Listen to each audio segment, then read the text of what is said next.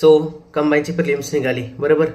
आणि काय म्हणणार, चांगली गोष्ट झाली. प्रत्येकाला वाटत होतं कट ऑफ खूप वरती जाईल, आणि विषय काय झालेला की मागच्या वर्षीचा कट ऑफ जो इतका वरती गेलेला, आय गेस 62 गेलेला, त्यामुळे प्रत्येकाच्या डोक्यात होतं की आपल्याला हाय पडली पाहिजेत. टेस्ट सिरीज पण नकळत मागच्या वर्षीच्या पेपरसारख्या काढल्या गेलेल्या, ज्याच्यामुळे प्रत्येकाचा स्कोअर 65च्या वरतीच असायचा टेस्ट सिरीजला. आणि रिअल एक्झाम जेव्हा झाली त्यातनं आंदोलन ते झालेलं, तर त्यानंतर काय झालं, सगळ्यांचा मार्क्स कमी आले. आता हे प्रत्येकाला माहिती आहे की मार्क्स ह्यावेळी कट ऑफ खूप कमी लागलाय, आणि हे माहीत होतं ऑलमोस्ट, काय प्रत्येकाला मनातलं राहतं. तर मला पण वाटत होतं कुठल्या तोंडाने म्हणणार, त्यामुळे आपलं सेफ साईड काय नाही, 55+ असलं तर करा, प्रत्येकजण म्हणत होतं. कट ऑफ एकदमच अनएक्सपेक्टेड लो लागला. ह्याच्यावर आपल्याला कळतंय की इट डझंट मॅटर की तुमच्या आजूबाजूला कदाचित काही काही जण 60+ असतील, 65+ असतील, फरक पडत नाही. कट ऑफ कधीच ना टॉपर डिसाईड नाही करत, कट ऑफ ना एक नॉर्मल ॲव्हरेज पर्सन डिसाईड करतो, पहिली गोष्ट. दुसरी गोष्ट, गटकचा कट ऑफ प्रमाणाबाहेर कमी लागणार आहे, कारण इथं जागा काय 700, तिथं जागा 1700 आहेत, त्यामुळे कंपल्सरी कट ऑफ कमी लागणार आहे. त्यातून गटकाचा पेपर पण बऱ्यापैकी सेमच होता म्हणता येईल, थोडासा इझी होता, म्हणजे एवढा काय असा कट ऑफ वाढणार नाही, पहिली गोष्ट. त्यामुळे मी तुम्हाला एवढंच म्हणेन की अभ्यासाला सुरुवात करा, की लगेचच असणार आहे. पहिली गोष्ट की 17 मेला कंबाईन बीची मेन्स आहे, जूनला काहीतरी गटकची मेन्स आहे. आणि अभ्यास का रेडी ठेवा, कारण अभ्यास रेडी ठेवला की तुम्हाला कळेल की ह्यावेळी आता जे जूनमध्ये जे परत प्रिलिम्स येणार कंबाईनची, ती पण लगेचच आहे. मी तुम्हाला फक्त एवढं म्हणतोय की जर हे 1 वर्ष 2026 दररोजचा नीट अभ्यास ठेवला, मराठी इंग्लिश नीट ठेवलं, मॅथ्स नीट ठेवलं, दररोजचे तुम्ही 100 PYQ जरी केले, तरी तुम्हाला कुठली ना कुठली तर post, I will not promise you the most glorious post, PSI म्हणत नाही, SR म्हणत नाही, पण एक नॉर्मल सरकारी नोकरी तर 100% तुम्हाला कुठं ना कुठं तर लागून जाईल, एवढं आहे. ठीक आहे. आता मेन ज्यासाठी तुम्ही आलाय स्ट्रॅटेजीबद्दल बोलूया. तेच बोलू आता, nobody knows nothing. Cut off गँग पूर्ण गायब, प्रत्येकाचा सर्वे पूर्ण फेल, काय नाही. टेलिग्राम गुरुज, मला आता तेच म्हणायचं आहे की आता ना की सगळीकडे ऍक्टिव्ह झालेत, मी दररोज बघतोय, चांगली गोष्ट आहे. मी म्हणेन की पैसा कमवण्याचं चांगलं माध्यम आहे टेलिग्रामवर बॅच सुरू करणं, म्हणजे चांगली गोष्ट आहे. म्हणजे एक नॉर्मल व्यक्ती पण आपलं काय म्हणतो जेवढं नॉलेज आहे तेवढं देऊ शकतोय. पण काय होतं काही वेळी आपण प्रत्येक सब्जेक्टची शॉर्टकट बॅच घेत बसलो ना, तर आपला मेन अभ्यास राहून जातो. त्यामुळे मी एवढं म्हणेन की जर कुठल्या टेलिग्रामवर कुठली बॅच त्यांनी पडली, डेफिनेटली घ्या, एक घ्या फक्त, लागले तर 2 घ्या, पण प्रत्येक सब्जेक्टचे प्रत्येक फास्ट ट्रॅक बॅच घेऊ नका, त्याच्याने काही फायदा होणार नाहीये. एक लक्षात ठेवा की शेवटी it is not about the काय म्हणतो book, it is about the one who reads the book. कारण एक लक्षात ठेवा, आपण प्रत्येकजण सेमच पुस्तक वाचतो, सेमच PYQ सॉल्व्ह करतो, तरी काय काय जण पास होतात, काय काय जण नापास होतात. त्यामुळे बुक्सवर सगळ्या गोष्टी नाही आहेत, बुक्स सगळ्या गोष्टी तुमच्यावर आहेत, तुम्ही कसं करताय. नो शॉर्टकट टू सक्सेस ते म्हणले. आता काय करायचंय, सगळ्यात important, build your on strategy. याचा अर्थ काय, तर 2 दिवस घ्या, 2 दिवस घ्या, पूर्ण युट्यूबवर सगळीकडे करा, जेवढे तुमच्या ओळखीचे सिनियर्स आहेत त्यांच्याकडे एका, ज्यांनी मेन्स दिले आहेत, पोस्ट होल्डर आहे, प्रत्येकाला जायचं, प्रत्येकाला म्हणायचं नाही मी कन्फ्युज्ड आहे, नाही का, आपलं हे करायचं की मला नाही कळत आहे काय करू, सगळ्यांना विचारायचं, सगळ्यांकडनं नाही का स्पंजसारखं सगळ्यांकडनं नॉलेज घ्यायचं, आणि सगळ्या गोष्टी एका ठिकाणी लिहून ठेवा. ह्यानी ही स्ट्रॅटेजी म्हणली, ह्यानी ही म्हणली, आणि त्यानंतर ठरवा तुमच्यासाठी बेस्ट काय आहे. ऑलवेज रिमेंबर, प्रत्येकासाठी एक स्ट्रॅटेजी असणार आहे जी तुमच्यासाठी बेस्ट असणार आहे. त्यामुळे तुम्हाला कळायला पाहिजे की तुमच्यासाठी कुठली बेस्ट आहे, पहिली गोष्ट. त्यातनं आता आपण आपल्या चॅनलवर 3 स्ट्रॅटेजी व्हिडिओज टाकणार आहे. मी 3 का म्हणतोय, तर मग आता मी पण एक अल्टिमेट स्ट्रॅटेजी व्हिडिओ टाकू शकतो, पण नाही आहे, इट इज नॉट पॉसिबल. तुम्ही सांगा, आपण सगळी इतकी वेगवेगळे आहेत, विविध प्रकारची सगळी लोक आहेत, तर अल्टिमेट एक स्ट्रॅटेजी असेल का, असं आहे का, शक्यच नाही आहे. एक स्ट्रॅटेजी व्हिडिओ प्रत्येकाला कधीच लागू होणार नाही. ठीक आहे. त्यामुळे आपण 3 स्ट्रॅटेजी व्हिडिओ आणणार आहे, आज, उद्या, परवा, संडे, मंडे, ट्यूजडे, असं आपण 3 स्ट्रॅटेजी व्हिडिओ डेफिनेटली आणू. पिक 1, स्टिक टू 1, हे जास्त इम्पॉर्टंट आहे. आता दिवस आपल्याकडे खूप कमी आहेत, आपल्याकडे 6 महिने असते तर म्हणलं असतं पहिल्यांदा एक काहीतरी स्ट्रॅटेजी व्हिडिओ घेईन, तसं तू फॉलो कर. नाही, तू आता काय करणार, 3 पैकी तू कुठलं तर एक किंवा जे काही तू अल्टिमेट बनवशील ती घे, आणि त्यावर विश्वास ठेव. काय होतं, जेव्हा आपण स्ट्रॅटेजी व्हिडिओ स्वतः बनवतो, आपण स्ट्रॅटेजी आखतो, आणि आपण 5 दिवस फॉलो करतो, नंतर वाटायला लागतं अरे यार मी ह्यालाच जास्त वेळ द्यायला लागले, ग्रामरलाच वेळ द्यायला लागलोय, बाकीचं कधी करणार, आणि आपण सोडून देतो. एक लक्षात ठेव, जेव्हा तू बनवलेलंस त्यावेळी तू विचार केलेलास की ह्याला एवढा वेळ लागणार आहे, तर मग go with the flow, it's okay. आणि आता इतकं मी म्हणेन की हायपर होण्याची गरज नाहीये. काय म्हणतो, तुम्ही अफोर्ड नाही करू शकत हायपर होणं, त्यामुळे एक जर तुम्ही केलं तर तेच कंपल्सरी हे करा. Don't buy fast track batch.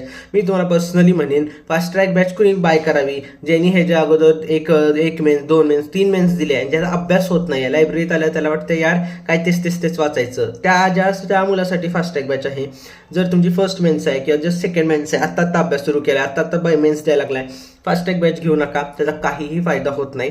कारण फास्ट ट्रॅक बॅचला आपले दररोजचे 3 ते 4 तास जातात. आपल्याला वाटतं आपल्याला सगळं यायला लागले, पण जी गोष्ट तुम्हाला इम्प्रूव्ह करायची गरज आहे ती फास्ट ट्रॅक बॅचमध्ये नसणार. कारण फास्ट ट्रॅक बॅचमध्ये सगळ्या गोष्टी अवेलेबल असणार. तर तुम्ही बघा तुमचे विकनेस काय आहेत आणि ते इम्प्रूव्ह करा. साधी गोष्ट आहे, पॉलिटीमध्ये जर तुम्हाला 15पैकी 14 मार्क येतात, तुम्ही किती पण वाचलं तरी 14चे 15च होणार आहे. करण्यात अर्थ नाही. त्याची जर तुम्ही फास्ट ट्रॅक बॅच केली 10 दिवस तुमचे वायाच गेले दिवस. त्याच्याऐवजी जर सायन्समध्ये तुम्हाला 20पैकी 8च यायला लागले तर 8चा आकडा 13-14ला कसा न्यायचा हे तुम्ही बघितलं पाहिजे. ते म्हणतोय. आता एक अल्टिमेट स्ट्रॅटेजी असते, एक असते की बेस्ट स्ट्रॅटेजी, एक असते अल्टिमेट स्ट्रॅटेजी. मी तुम्हाला सांगतो, तुम्ही काही पण स्ट्रॅटेजी बनवा, कशीही बनवा, नाही का, टाइम टेबल हे करा, पण त्यामध्ये ज्या 2 गोष्टी इन्क्लूड झाल्याच पाहिजे. काय आहेत तर सॉल्व डेली 100 PYQ आणि solve daily 100 Marathi English vocab. आता 100 PYQ मी असं म्हणतोय की कदाचित तुम्ही 50 ना ग्रामरचे करा आणि 50 आपले GSचे करा. त्या ज्या 50 GSचे करा त्यामध्ये 10 मॅथ्सचे करा, पण 100 झालेच पाहिजेत. मी तुम्हाला सांगतोय पर्सनली, मी जेवढे आता मेन्स दिलेत सगळ्यात इम्पॉर्टंट गोष्ट आहे PYQ. PYQने आपल्याला डायरेक्शन मिळते. PYQ जर आपण नीट केले तर आपल्याला कळतं की अरे आपल्याला बघायचं कुठं आहे, आयोगाची दिशा काय आहे ते आपल्याला कळतं. त्यामुळे PYQ डेली 100 कराच. काही पण असू दे, तुमची काही पण स्ट्रॅटेजी असू दे, 100 PYQ तुम्ही त्यात ऍड केलेच पाहिजे. पहिली गोष्ट. दुसरं, मराठी इंग्लिश वोकॅब असं स्पेसिफिकली का लिहिलंय एक लक्षात ठेवा. वोकॅबचे मार्क्स असे आहेत की ते ना तुमच्या हक्काचे मार्क आहेत, पहिली गोष्ट. दुसरं, तुम्ही वोकॅबला ना तुमच्या परिस्थितीवर टाकू नाही शकत. आता जर तुम्ही खूप जास्त मराठी मीडियममध्ये तुम्हाला खूप इंग्लिश अवघड जाते, तुम्ही डेफिनेटली म्हणू शकता मला इंग्लिश जमत नाही, माझ्या पेरेंट्सची चुकी आहे किंवा हालातांची चुकी आहे की मला इंग्लिश येत नाही. पण वोकॅब अशी गोष्ट आहे, वोकॅब म्हणजे रट्टा आहे, वोकॅब म्हणजे पाठांतर आहे. आपण जेव्हा या स्पर्धा परीक्षेमध्ये आलेलो आपल्याला नकळत माहित होतं की आपल्याला काय काय गोष्टी पाठ करायला लागणार, त्यामुळे त्या आपण पाठ केलेल्या आहेत. हे असं मी जमीत धरून चालतोय. त्यामुळं वोकॅब तुम्हाला करायलाच लागणार आहे आणि वोकॅबचे मार्क्स गेलेच नाही पाहिजे, पहिली गोष्ट. इंग्लिश वोकॅब सगळं करत बसतात, मराठी वोकॅब कोण करत नाही. मी तुम्हाला सांगतो, ज्यांनी मेन्स दिले सगळ्यांना विचारा आणि तुम्ही बघाल मागच्या वेळी इंग्लिशचे मार्क्स जास्त आहेत पोरांचे, मराठीला वोकॅबला मार्क्स जातात. मराठी अशी गोष्ट आपण सगळेजण लाईटली घेतो, मोरावर कळत बसतो आणि म्हणतो की चला झालं माझं. नाही, मराठी वोकॅब अशी गोष्ट आहे की ती चुकतं, सिली मिस्टेक्स भरपूर होतात. आल्यावर कळतं अरे यार हे चुकलं, अरे यार हे चुकलं, आणि ते झालं नाही पाहिजे. त्यासाठी you should definitely do 100 vocab of Marathi and English combined आणि डू न्यू टॉपिक्स फर्स्ट. हे मी का म्हणतोय, आता तुमची मेन्स प्री निघाली आहे, आता तुम्हाला अचानकच कळतं की अरे रिमोट सेन्सिंग केला नाहीये, ॲनिमल किंगडम केला नाहीये, मॅथ्सचे काय स्टॅटिस्टिक्स केला नाहीये, तर ते जर तुम्ही लास्ट मिनिटला ठेवताय तुम्ही एंड ऑप्शनलाच टाकणार. मी तुम्हाला म्हणते अजिबात तसं करू नका. पहिलं. दुसरं, ते 2 कायदे आहेत, प्रत्येक जण लाईटली घेतं, प्रत्येक जण म्हणतात 3 दिवसात होतात, 3 दिवसात होत नाही. 3 दिवसात आले तरी 3पैकी 3 मार्क मिळत नाहीत. मी तुम्हाला म्हणतोय की कायदे आत्तापासूनच करा.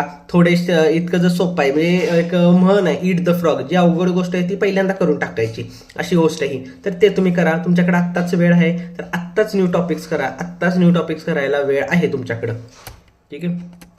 आणि येस, आणि ब्लर एव्हरीथिंग, जे मी काय म्हणतो, आता तुमच्याकडे दिवस आहे 17 मे पर्यंत आहे. ब्लर एव्हरीथिंग, काहीही लक्ष देऊ नका, कुठंही लक्ष देऊ नका, काही विचार नाही करायचा. सकाळी उठल्या मी तर काय म्हणतो, first thought should be of exam. उठल्या आठवलं पाहिजे मला हे करायचं आहे. जर तुमच्या उठल्या विराट कोहलीचं थॉट येतं, IPLचं थॉट यायला लागलाय, कुठल्या दुसऱ्या व्यक्तीचा किंवा जे काय असेल ते परिस्थितीचा थॉट यायला लागलाय, इट इज रॉंग, चालणार नाही. उठल्या अभ्यासाबद्दलच थॉट आला पाहिजे, तुमचं डेडिकेशन असलं पाहिजे. एक लक्षात ठेवा, प्रत्येक जण अभ्यास करणारा पास होतो असं नाही, पण जो पास होतो त्यांनी भरपूर अभ्यास केलेला असतो.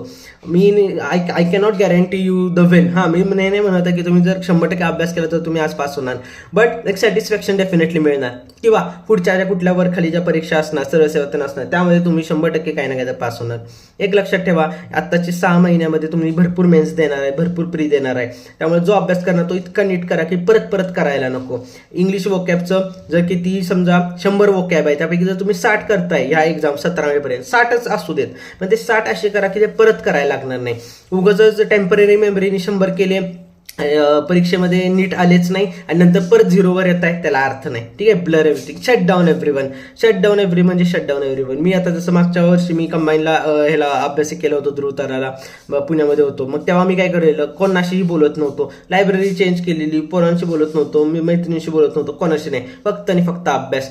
डेफिनेटली पास नाही झालो, बट मला जे सॅटिस्फॅक्शन आहे की येस मी माझं 100% दिलं ते आहे. ठीक आहे ते. आणि दुसरं 15 एप्रिलपर्यंत न्यू टॉपिक्स करा, ते तुम्हाला करणं गरजेचं आहे. कारण 15 एप्रिल नंतर हायपर व्हायला सुरू होणार, प्रत्येकजण बोलायला लागणार एक्झाम आली.